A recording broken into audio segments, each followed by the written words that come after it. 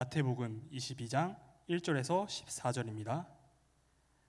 마태복음 22장 1절에서 14절입니다.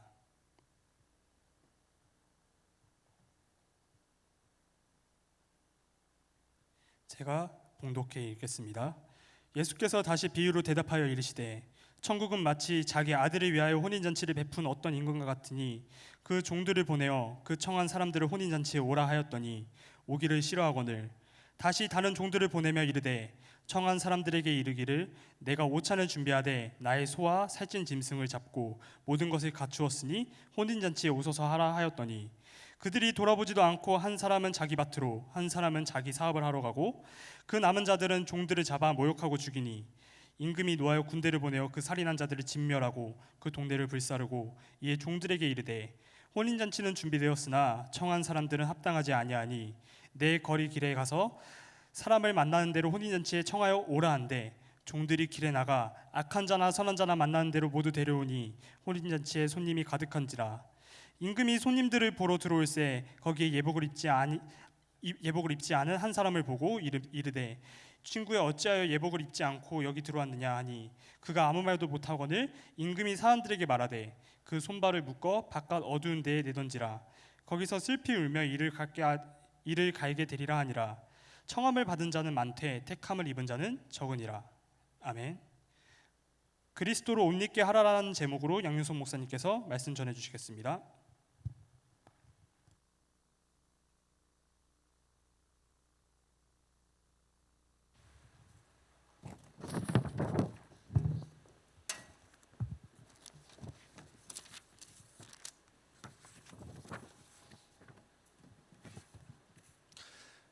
우리 수요예배 오신 우리 316교회 성도님들을 주님의 이름으로 환영하고 또 사랑합니다.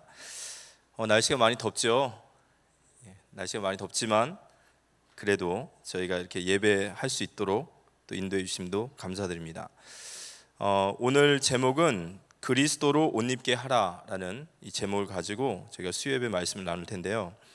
마태복음 22장의 말씀은 저희가 주일날 보았던 누가복음 14장의 말씀과 또 평행 본문으로 함께 드려지는 말씀입니다.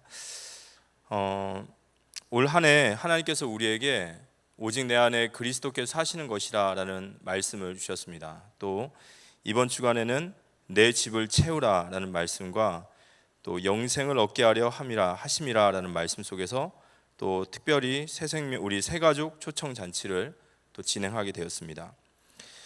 서론의 디도서 2장 12절에서 14절의 말씀을 좀 보면요, 우리를 양육하시되 경건하지 않은 것과 이 세상 정욕을 다 버리고 신중함과 의로움과 경건함으로 이 세상에 살고 복스러운 소망과 우리의 크신 하나님 구주 예수 그리스도의 영광이 나타나심을 기다리게 하셨으니 그가 우리를 대신하여 자신을 주심은 모든 불법에서 우리를 속량하시고 우리를 깨끗하게 하사 선한 일을 열심히 하는 자기 백성이 되게 하려 하심이라. 이런 말씀이 있습니다. 첫 번째, 서론 첫 번째는요, 모든 경건한 자의 어머니인 참된 교회입니다. 교회의 정체성을 이렇게 설명을 할 때 교회는 모든 경건한 자의 어머니라는 이런 이야기를 합니다. 특별히 칼빈이라고 하는 종교 개혁자 중 칼빈이 기독교 강요에서 이러한 말을 쓰게 되는데요. 기독교 강요의 말씀을 좀 같이 읽자면 하나님께서 아버지가 되시는 자들에게는 교회가 또한 어머니 되도록 하셨다라고 이렇게 이야기합니다. 하나님께서 우리 디도서 2장의 말씀처럼 하나님께서 우리를 양육하십니다. 그리고 우리를 하나님의 백성으로, 참 백성으로 세워 가시는데요.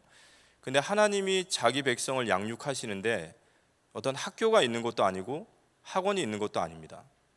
그래서 하나님이 하나님의 백성을 양육하시기 위하여 이 땅에 세우신 기관이 바로 교회인 거죠. 교회는 바로 우리를 양육시키는 하나님의 기관이고, 그래서 칼빈은 하나님을 아버지라고 하면 교회는 성도들을 양육시키는 역할을 하는 그 책임을 맡은 바로 어머니라고 하는 것이죠. 그래서 양육의 외적 수단으로서의 교회입니다. 그래서 우리가 하나님을 믿지만 우리가 교회를 부정한다든지 교회를 등한시한다라는 것은 그건 굉장히 무서운 결과를 나타나게 됩니다. 왜냐하면 성도로서 올바르게 성장하지 못하고 또 하나님의 은혜 받을 수가 없기 때문에 그렇습니다. 그래서 우리는 양육의 외적 수단으로서 교회라는 것을 우리는 분명히 알고 살아야 됩니다. 물론 신자가 이 양육되어지고 성장되어진 데 있어서 가장 중요한 것은 하나님의 말씀입니다. 그러나 그 말씀이 선포되어지는 자리가 또 그 말씀을 맡긴 자리가 교회이기 때문에 우리는 교회가 하나님의 양육의 외적인 수단이라는 것을 알고, 웨스트민스터 신앙 고백서에 보면은 교회를 떠나서는 구원이 없다라고 말을 해요. 그 말은 폭넓은 구원이라는 의미에서 봤을 때 우리가 교회를 떠나서는 양육되어지지 않고 올바른 성도로 세워질 수 없는 거죠. 그래서 성도는 하나님 중심으로 산다라는 것은 곧 말씀 중심으로 사는 것이고 교회 중심으로 사는 것이다라고 이렇게 말을 합니다. 그래서 33번째 보면 하나님이 우리를 양육시키시는 이유, 또 우리를 성도들을 성장시키시는 이유는 선한 일을 열심히 하는 자기 백성 되게 하려 하심이라 이렇게 하셨어요. 그래서 개인적으로나 또 교회의 어떤 교회사적으로 보았을 때, 또 교회의 중요한 성경적으로 보았을 때 하나님의 역사를 이루는 길은 바로 교회를 올바르게 세우는 것입니다. 그래서 저희들이 정말 하나님의 말씀의 은혜를 받고 또 올바른 은혜를 받은 성도가 맞다면 하나님의 나라를 세워가는 것, 또 하나님의 역사를 이뤄가는 것은 바로 교회를 세우는 것이구나라는 것에 우리는 결론이 나야 됩니다. 그리고 이렇게 교회가 어머니로서의 역할을 제대로 감당할 때, 그의 백성들이 참된 백성으로 일어날 때 하나님은 선교의 열매, 곧 영혼 구원의 열매를 교회에게 주심을 우리는 알고 있어야 됩니다. 그래서 모든 성도는 하나님의 교회를 세우기 위하여 부름받았다라고 우리가 말해도 틀린 말이 아니다라는 거죠. 우리가 이번 주에 초청잔치를 이렇게 진행을 했습니다. 50일이라는 시간 동안 저희들이 기도하고 또 헌신하고 또 초청하고자 애썼습니다. 또 하나님께서는 또 그 은혜로 이번 초청잔치에 많은 우리 새가족분들을 이 자리에 불러주셨고 많은 분들이 또 복음을 듣게 하셨습니다. 초청하시기에 애쓰긴 우리 성도님들께 정말 감사드리고, 또 더 나아가서 또 저는 초청잔치 당일날 또 교회를 보면서 또 다른 이런 어떤 하나님이 우리에게 주시는 상에 대한 좀 생각을 했는데요. 그건 다른 것이 아니라 내가 초청을 했던 초청을 하지 않았던 우리 316교회 모든 성도들의 어떤 얼굴이나 그런 표정, 그런 것들에서는 모두 다 그 기쁨이 가득했어요. 그 초청자들이 와서 복음을 듣고 생명이 살아나는 것들 보면서 모두 다 마치 천국 잔치에 참여한 것처럼 다들 기뻐했고, 그리고 모든 사람들이 각자의 자리에서 또 배가 되도록 헌신하면서 우리 초청된 새가족 분들이 말씀을 듣고 또 교회의 좋은 이미지를 가지고 또 이분들이 계속 신앙생활 하기 위해서 애쓴 모든 것들을 보면서 교회에서 일어나는 열매는 어떤 한 사람의 열매가 아니라 이건 공동체의 열매일 수밖에 없구나라는 생각을 하면서 또 굉장히 기쁜 시간들을 갖게 됐습니다. 오늘 본론 말씀을 보면요, 첫 번째는 오늘 마태복음 22장에 이 잔치 자리는 왕의 아들의 혼인 잔치입니다. 근데 이 왕의 아들의 혼인 잔치라는 말씀 속에서 마태복음 22장 1절에 보면 예수께서 다시 비유로 대답하여 이르시되 이렇게 말씀하십니다. 그러니까 다시 비유로 하셨다라는 것은 이전에도 어떤 비유를 얘기하셨다라는 거죠. 근데 이 비유는 예수님의 세 번째 비유입니다. 근데 이 마태복음 22장의 평행 본문이 누가복음 14장에 있습니다. 근데 누가복음 14장 15절에 보면 함께 먹는 사람 중에 하나가 이 말을 듣고 이르되 무릇 하나님의 나라에서 떡을 먹는 자는 복되도다 하니, 이렇게 이야기를 합니다. 근데 이 말은 이 잔치 자리에 초대된 어떤 종교 지도자 또 유대인이 한 얘기입니다. 근데 이 말은 무슨 말이냐면요, 어떤 예수님의 가르침을 듣고 진정으로 회개하고 하나님 나라에서 떡을 먹는 자가 복되도다 이렇게 말한 것이 아니라 이는 유대인으로서 자신이 하나님의 나라에 반드시 들어가 있는 사람이고 그리고 자신이 그런 복된다라는 것을 이야기하는 거예요. 그러니까 한마디로 말해서 유대인들은 자신들이 하나님의 나라에서 누락될 거라고는 절대 생각하지 않는 거예요. 자신들은 반드시 구원받은 것이고 그런 우리는 복된 자다 이렇게 얘기를 한 겁니다. 그래서 예수님이 이 세 가지 비유를 하시게 되는데요. 첫 번째 비유는 마태복음 21장 23절에서 32절에 보면 두 아들의 비유가 있습니다. 어떤 아버지에게 두 아들이 있는데요. 첫째 아들에게 너 밭에 나가 좀 일을 해라 이렇게 얘기했습니다. 근데 첫째 아들은 예 알겠습니다 해놓고 가질 않아요.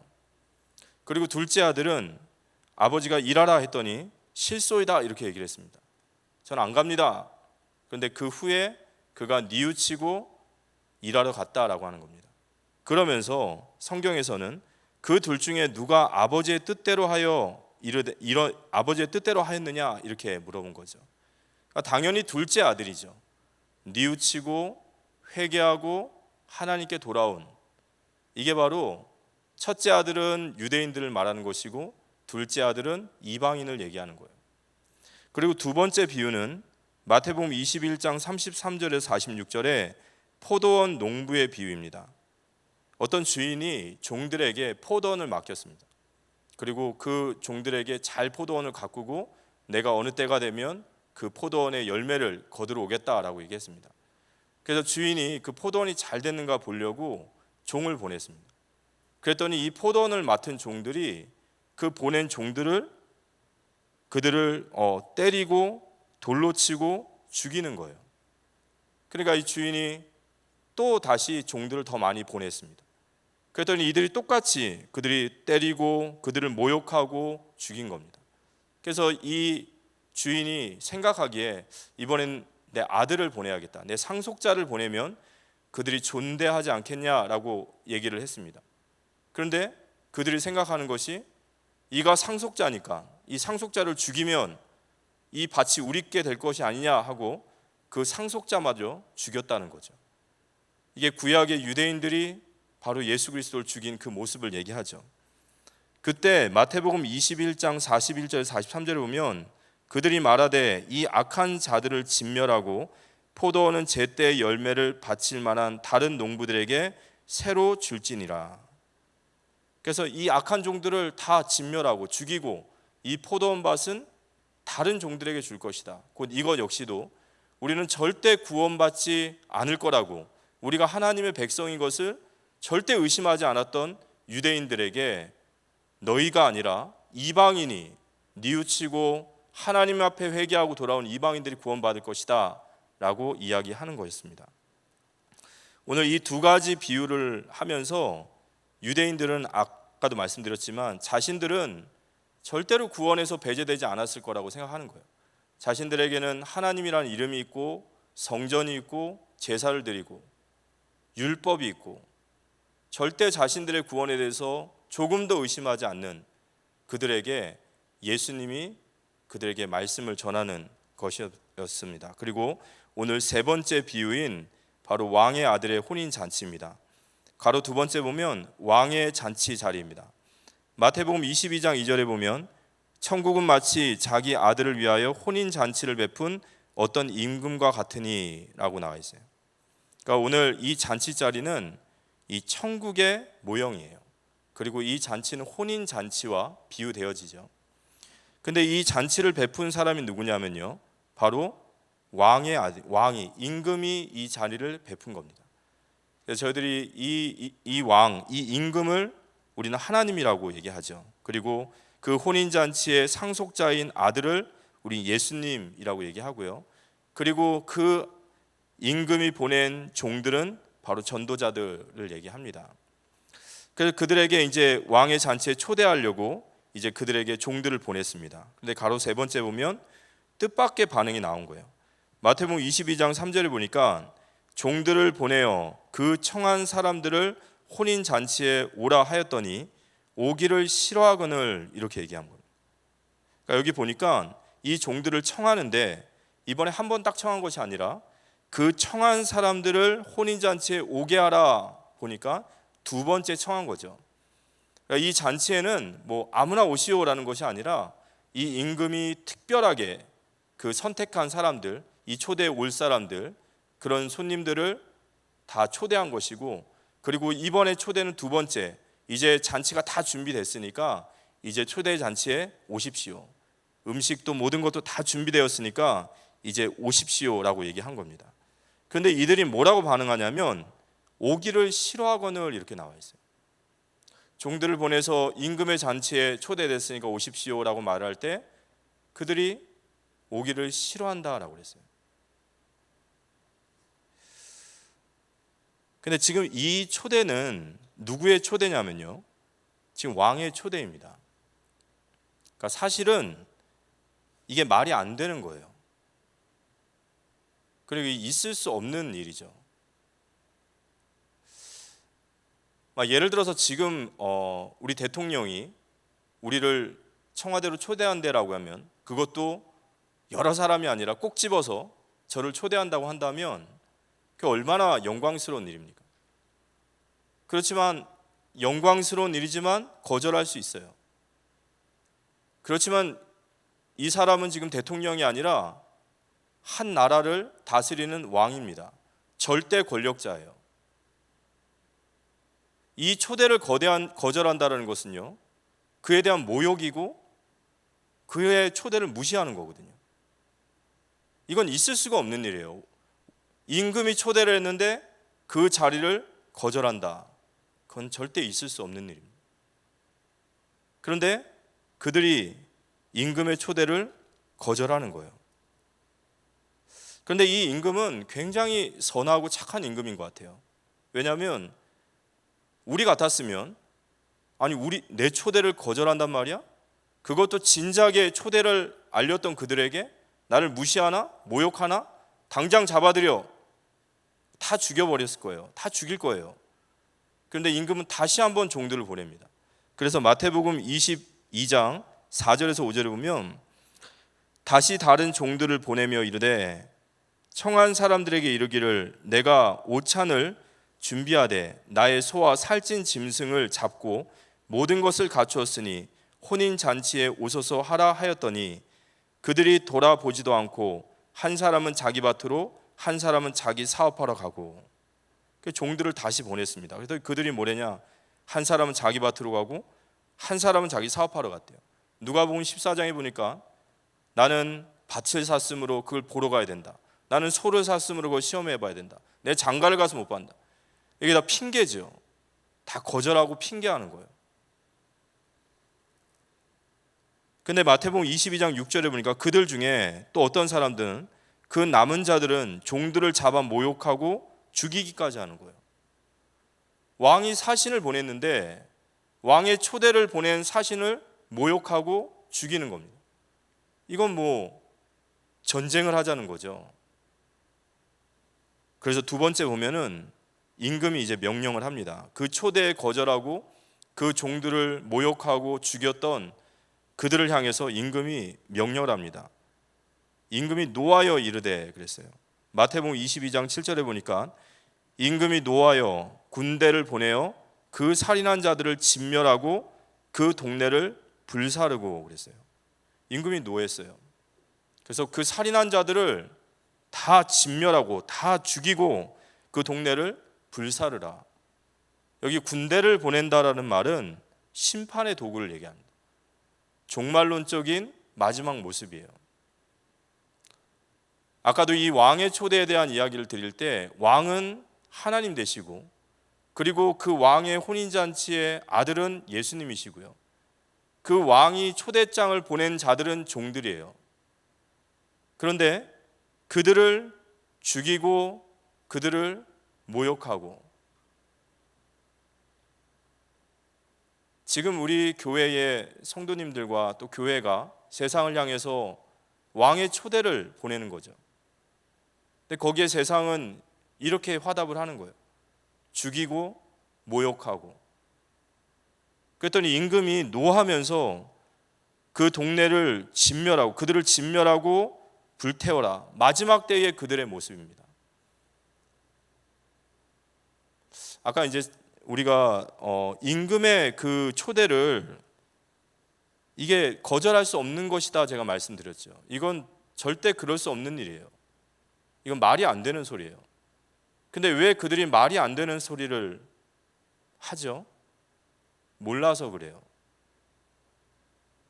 그러니까 우리가 세상에 나가서 현장에 나가서 복음을 전하고 그들에게 복음을 전하는 데 있어서 우리는 알고 있지만 그들은 모르는 거예요.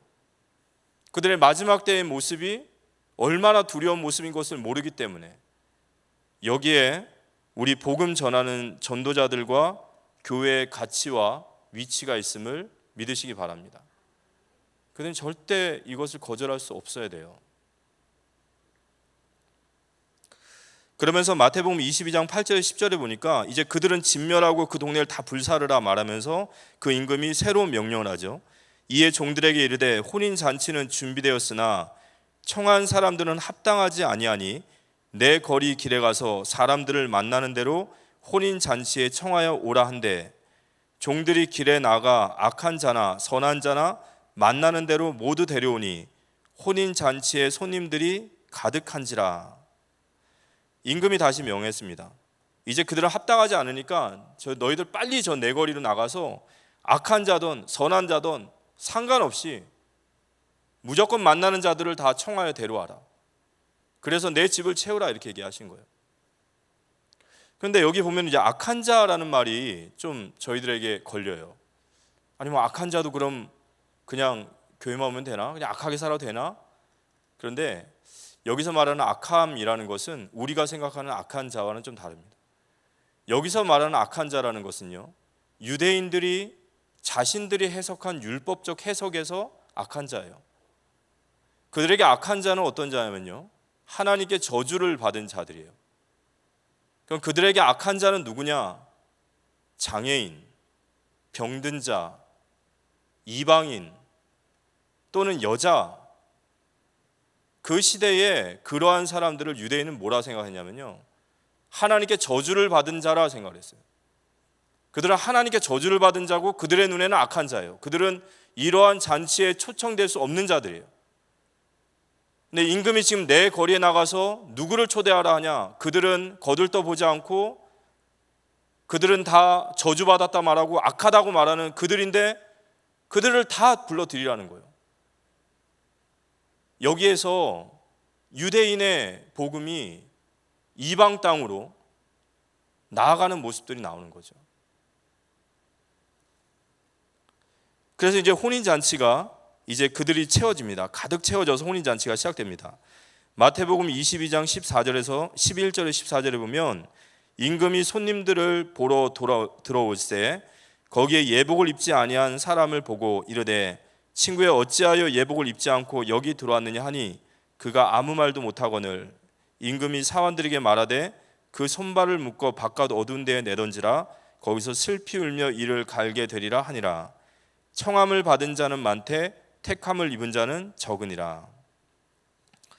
마태복음 22장 10절에 보니까 손님들이 가득 찼어요. 그래서 이제 왕의 아들의 이 혼인 잔치가 막 성대하게 일어나고 있습니다. 그때 임금이 이 손님들을 보러 이제 나왔어요. 근데 한참 잔치가 무르익어 가는데 손님들 중에 예복을 입지 않은 자가 있는 거예요. 근데 그 예복을 입지 않은 자에게 뭐라고 하냐면 친구여 어찌하여 예복을 입지 아니하였느냐? 어찌하여 예복을 입지 않고 이곳에 들어왔느냐? 라고 말하니까요, 그가 아무 말도 못하고 있어요. 그랬더니 이 임금이 하는 말이 임금이 사원들에게 말하되 그 손발을 묶어 바깥 어두운 데 내던지라 거기서 슬피 울며 이를 갈게 되리라. 잔치 자리에 초대됐는데요, 그것이 쫓겨나게 됐어요. 어두운 곳에 쫓겨나서 슬피 울며 이를 갈리라 그랬습니다. 예복을 입지 않은 자는 잔치 자리에서 쫓겨나게 된다.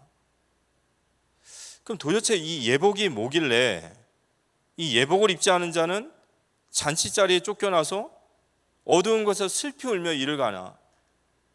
우리가 이 예복이 무엇인지를 우리가 좀 이야기해야 됩니다. 가로 세 번째 보면요, 그리스도로 옷 입게 하라입니다. 예복이 무엇이냐면요, 성경에 예복에 대한 이야기가 많이 나와 있지만 갈라디아 3장 27절에 보면 누구든지 그리스도와 합하기 위하여 세례를 받은 자는 그리스도로 옷 입었느니라 그랬어요. 그리스도로 옷 입었느니라. 근데 3장 27절에 보면 세례를 받은 자는 그리스도로 옷 입었느니라. 그리스도의 옷을 입는 것이 아니라 그리스도로 옷 입었느니라.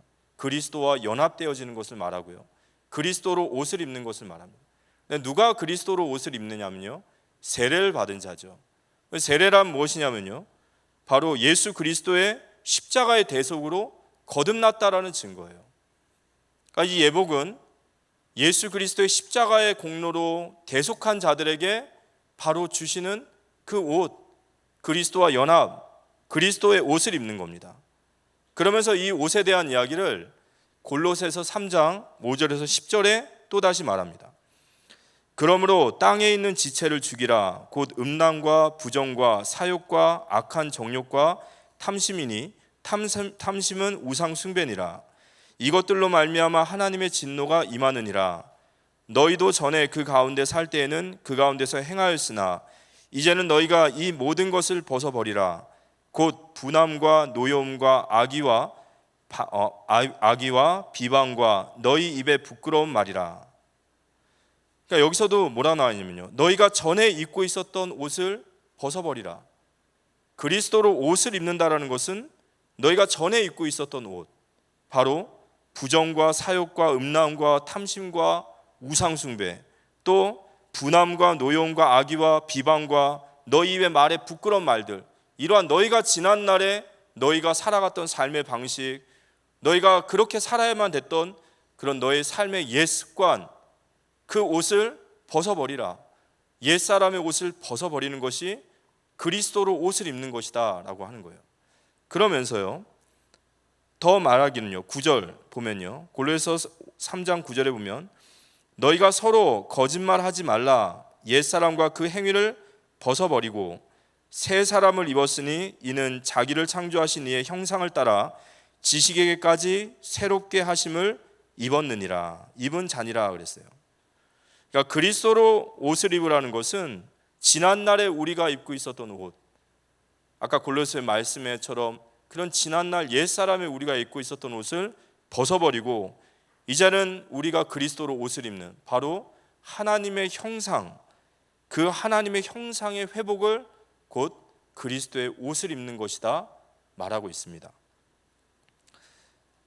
그런데요, 이 그리스도의 옷이, 이 이야기가 처음 어디서 시작됐냐면 바로 임금의 아들의 혼인잔치예요. 그리고 임금의 아들의 혼인잔치는 천국은 마치라고 말하면서 천국을 비유하고 있습니다. 그래서 이 옷은 계시록 19장에 다시 이 옷이 등장을 합니다. 계시록 19장 6절에서 10절에 보면 또 내가 들으니 허다한 무리의 음성들과 같고 많은 물소리와 같고 큰 우레소리와도 같은 소리로 이르되 할렐루야, 주 우리 하나님 곧 전능하신 이가 통치하시도다. 우리가 즐거워하고 크게 기뻐하며 그에게 영광을 돌릴세. 어린 양의 혼인 기약이 이르렀고 그의 아내가 자신을 준비하였으므로 그에게 빛나고 깨끗한 세마포 옷을 입도록 허락하셨으니 이 세마포 옷은 성도들의 옳은 행실이로다. 마지막 때에 종말에 새하늘과 새 땅, 우리가 주님이 재림하시고 나서 마지막 때에 이때 혼인잔치가 일어나는 거예요. 신랑 되신 예수님과 신부인 교회, 곧 우리 성도들의 혼인잔치가 일어나는 것입니다. 그때 신부는, 그 정결한 신부는 세마포 옷을 입고 있다고 그랬어요. 근데 이 세마포 옷은 무엇이냐면 성도들의 옳은 행실이로다 그랬습니다. 아까 골로새서의 말씀처럼 우리가 지난날에 옛사람의 옷을 벗고 이제는 새 사람으로 지음받은 하나님의 형상으로 그리스도의 옷을 입는 것은 바로 성도들의 옳은 행실이라 라고 말합니다. 그런데 이 성도들의 옳은 행실, 바로 이 옳은 행실, 그게 바로 세마포 옷인데요, 이 예복을 입지 않은 자는 양 가로 세 번째 어두운 데 내던지라 슬피 울며 이를 갈게 되리라 그랬어요. 그러니까 성도들의 옳은 행실로 만들어진 이 옷, 이 예복을 입지 않은 자는 이 혼인 잔치에 초대됐지만 쫓겨난다라는 얘기예요. 굉장히 두려운 얘기죠.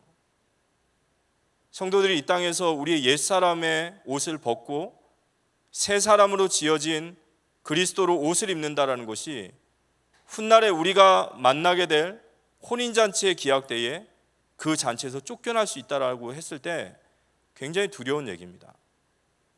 그래서 이 부분에 대해서 아니 그러면 우리의 행위에 따라서 천국에 갔다가도 쫓겨날 수 있다 이 말인가? 라는 이런 얘기도 할 수 있어요. 그래서 이 부분에 대해서 크게 세 가지 의견을 좀 볼 수 있습니다. 첫 번째, 이 본문에서 저희들이 붙잡아야 될 것은 예복은 그리스도의 보혈의 공로입니다.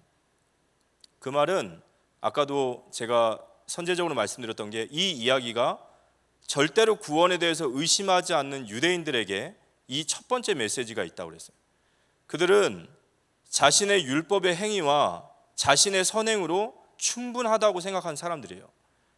자신들은 성전에 있고 율법이 있고 하나님을 섬기고 있기 때문에 추워도 꿈에도 그들이 구원에 대한 불확실성은 없는 사람들이었어요. 그래서 그가 아까 잔치 자리에서 그렇게 자신 있게 말한 거예요. 하나님 나라에서 떡을 먹는 자는 복되도다. 그 말은 우리가 복되다는 거예요. 그런데 예수님의 진단은 뭐였죠? 너희가 아니라 회개하고 돌아온 이방인이 구원받을 것이다 라고 말했거든요. 그래서 이 예복은 오직 예수 그리스도의 십자가의 보혈의 공로로만 입을 수 있는 옷임을 믿으시기 바랍니다. 이 본문 말씀이 저희들에게는 나는 예수 믿고 구원받은 자니까 라고 생각하는 성도들에게는 그게 중요한 얘기가 아닐 수 있어요. 하지만 교회 안에 있으면서도 불구하고 그리스도의 보혈의 공로로 힘입지 못하고 아직도 내 공로와 의면, 선행이면 주님을 만나지 못한 성도가 있다면 그 한 사람의 성도만 있다고 해도 이 말씀은 충분히 증거돼야 됨을 믿습니다. 예수 그리스도의 보혈의 공로가 바로 이 예복이었어요. 당연히 이 잔치 자리에 오지 못하겠죠. 두 번째는 이 예복을 이 어거스틴이라고 하는 사람은 어떻게 설명을 했냐면요. 이 예복은 본인들이 준비하는 옷이 아니라 이 초대한 임금이 이미 그 초청자들을 위해서 준비한 옷이다라고 얘기합니다. 왜냐하면 내 거리에서 이런 불황아 같은 사람들, 이런 어떻게 보면은 최하층에 가난하고 또 이러한 헐벗은 자들, 병든 자들, 장애인들 이들이 내 거리에서 불렀는데 언제 혼인잔치에 합당한 의복을 준비할 수 있겠나? 그러나 이 의복은 임금이 준비한 옷이다 라고 말합니다. 그런데 이 의복을 입지 않았다라는 것은 뭐냐면요, 임금이 모든 의복을 준비했는데 그 의복을 거절하는 거예요. 그리스도의 옷을 임금이 준비했는데 나는 그 옷을 거절하겠다라는 겁니다. 옛사람을 벗고 내가 새 사람으로서 하나님의 형상으로서 그리스도의 옷을 입어야 돼요. 그 옷을 입어야 되는데 옷을 입으라 말하고 그 옷을 준비하시는데 그 은혜를 주시는데 그 은혜를 거부하는 거죠. 나는 그거 입지 않을 거야. 난 변화되지 않을 거야. 그러한 자들은 혼인잔치에 합당한 예복을 입지 아니하였으므로 쫓겨난다라고 말하는 신학자들이 실제 있어요. 그래서 저는 이게 맞다 틀리다라고 말하려고 하는 건 아닙니다. 왜냐하면 성경은 분명 우리의 의지를 얘기하고 있기 때문에 이 부분도 저희들은 그냥 쉽게 넘길 수 있는 말은 아니에요. 세 번째는 이 예복에 대해서 말하는 세 번째는 이렇게 얘기합니다. 이 예복은 구원을 낳는 행실이 아닌 구원이 낳은 옳은 행실이다라고 얘기합니다. 다시 한번 말씀드리면요, 지금 이 예복은요 구원을 낳는 행실이 아니다. 그러니까 이 행실이 구원을 낳는 것이 아니라 구원이 낳은 옳은 행실이다. 이 말은요, 그리스도와 연합된 자, 세례를 받은 자는 마땅히 이러한 삶이 나온다라는 말이에요. 이러한 삶을 살 수 있다라는 것보다 더 적극적으로 이러한 삶이 나올 수밖에 없다. 왜냐? 그리스도와 연합됐기 때문에. 그는 시간이 지날수록 그의 옛사람의 옷을 벗어가기 시작하고 그 앞에 하나님 앞에 회개하기 시작하고 그는 새 사람의 옷을 입으려 애를 쓰고 마침내 그는 그리스도로 옷을 입게 됨을 믿으시기 바랍니다. 우리가 첫 번째 말이 되게 두렵지요. 두 번째 말이 혼인잔치에 갔는데 옳은 행실이 없어서 옷을 준비 못했더니 쫓겨났다. 근데요, 사실은 이 세 번째 말이 더 두려운 거예요. 그럴 수 없다라는 거예요. 예수 그리스도와 연합된 자로서 그리스도의 옷을 입지 않을 수 없다라는 겁니다. 않을 수 없다라는 거예요. 이게 더 사실은 더 근본적인 이야기입니다. 그래서 저는 아까도 말씀드렸지만 이 세 가지 의견에 대해서 저는 다 받아들여야 된다고 생각합니다. 그러나 중요한 것은 우리가 구원은 받은 하나님의 백성으로 그 은혜를 아는 자라면 우리가 걸어가야 할 길은 그리스도로 옷을 입는 그 여정을 걸어가야 될 줄 믿으시기 바랍니다. 이게 우리가 가야 될 신자의 길이에요. 오늘 결론적으로 말씀을 마치면요, 이번 주 저희 초청 잔치를 통해서 저 개인적으로 이 말씀을 묵상하면서 마음에 담은 부분들이 있습니다. 첫 번째는 저희들이 이번 주에 초청 잔치를 위해서 애썼고 또 그분들이 오셔서 복음을 들으신 분도 있고요. 또 저희들이 초청하려고 애쓰고 기도했지만 그분들이 이런저런 핑계로 오지 않은 분들도 있어요. 하지만 저희들이 오늘 마태복음 22장의 말씀을 저희들이 말씀을 받는다면 저희들이 초청한 이 초청 잔치는 임금의 초청 잔치라는 거예요.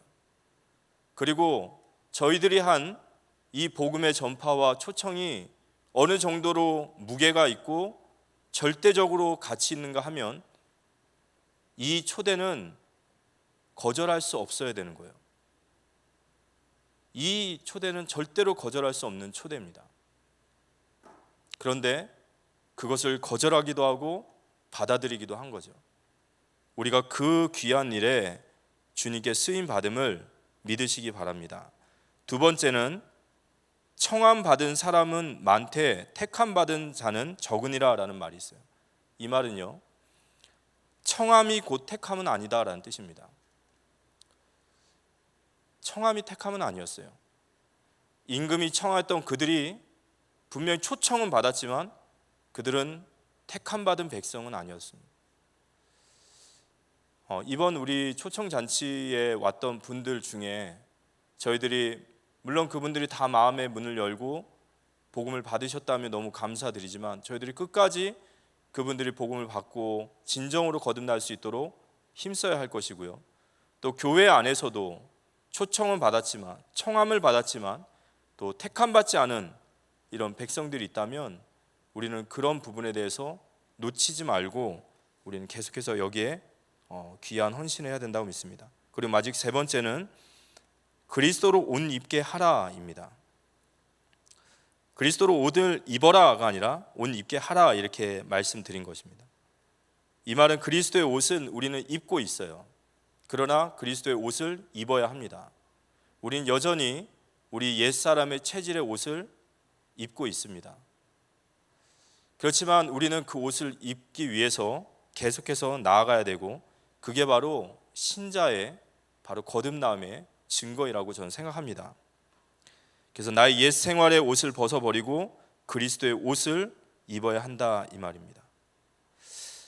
우리가 이 땅에 살아가면서 우리는 성도는 하나님께서 우리 인생을 규정한다면 우리는 무엇을 위해 살아야 되냐라고 할 때 우리가 주님 만나는 그날 그 혼인잔치에 정결한 신부로서의 예복을 준비하는 시간이라고 생각합니다. 그 신랑에 합당한 신부가 되기 위해서 우리는 이 땅에서 성화하고 말씀으로 기도로 은혜로 계속해서 변화되어야 된다라고 믿습니다.